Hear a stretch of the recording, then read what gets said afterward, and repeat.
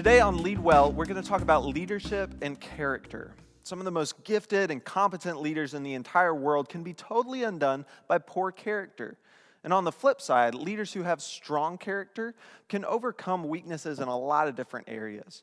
1 Timothy chapter 3 gives us a list of qualifications for overseers in the church. These are people who are given the responsibility of leading a congregation of believers spiritually.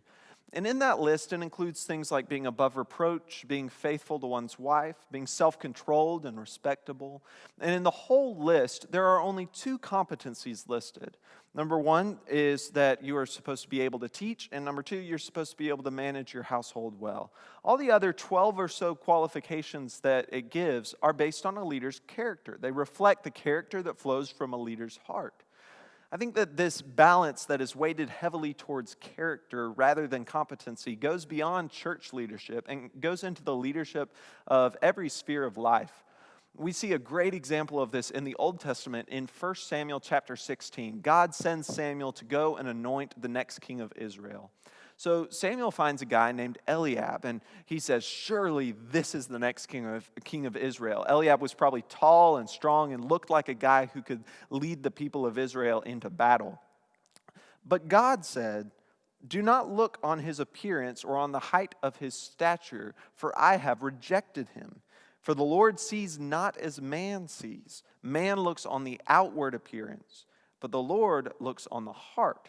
See, the Lord knew that the most important thing about the next king of Israel was not his competency or his battle readiness.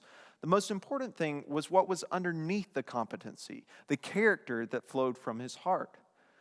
As leaders, we should always be assessing the character that is flowing from our hearts, and we should be inviting trusted friends in to join us in that assessment. Ask questions like, am I someone who is loving and caring for my family well? Am I trustworthy? Am I a man of my word?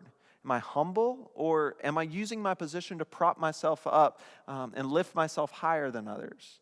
Am I looking out for my own comfort or for my own reputation? Or am I concerned about the lives of the people who I am leading? Ask yourself these hard questions and then ask trusted friends those questions about yourself. A lot of the time when leadership slips, we're totally blind to it. Whenever our character is slipping from us, we just can't see it.